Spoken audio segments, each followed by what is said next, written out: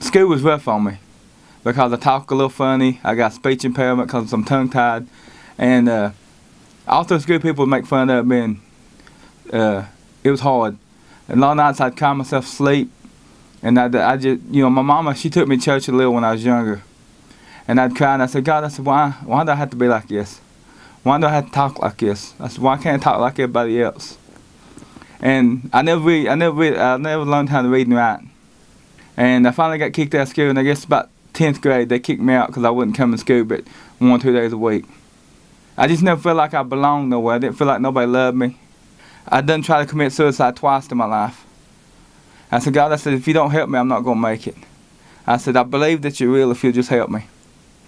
And I called my sister and asked her if she would come take me to the church. And then after I would see Christ in my life that night at church, the next day I was sitting on my porch and I said, God, I don't feel like nothing's different. I said, I don't feel, that my body has changed, that my mind was changed. But I said, I'm not going to give up, God.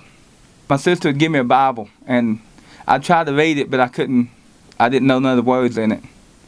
And I couldn't even spell the name Jesus. I couldn't spell my middle name unless I looked at my license. And so I was praying. I said, God, how am I going to learn what you want me to learn? How am I going to learn to be a Christian if I can't even read your word?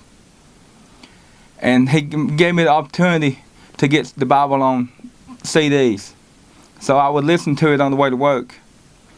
And then when I got to work, I'd try to read back what I listened to. I'd try to memorize it. And I'd done that every day for a long time.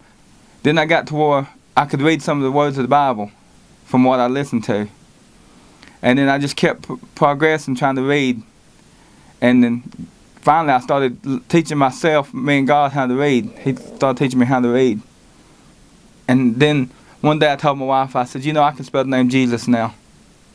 I said, before I couldn't spell his name. I said, but now I can spell the name Jesus. I said, to some people that don't mean nothing. I said, but to me that means a lot.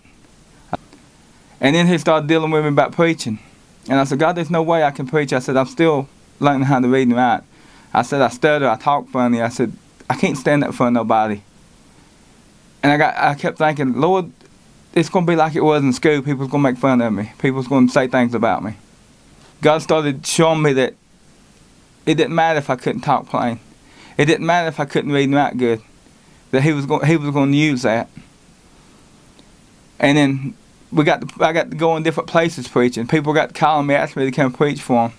And my reading got better, and I got to where I could stand up and just read in front of people without being nervous. And I've been out of the country 3 times so far preaching, and we're working on going to India next. And, I still get made fun of my jobs. Even my boss sometimes will make fun of me and cut with me, but God's taught me how just to deal with it. I don't know if that's ever going to end. That there's always going to be somebody maybe who wants to say something about the way I talk or my teeth or make fun of me, but God's taught me to deal with it. He's taught me his love. He's taught me to love people no matter how they treat me, still love them. To love them like he loved me when I was nobody, when I was worthless. That he gave me an opportunity. If this story inspired you, take the steps to change your life. The first step is always to say, Jesus, help me. Come On, Let's Go distributes hundreds of similar stories of lives changed by Jesus Christ. If you want to be part of this vision, go.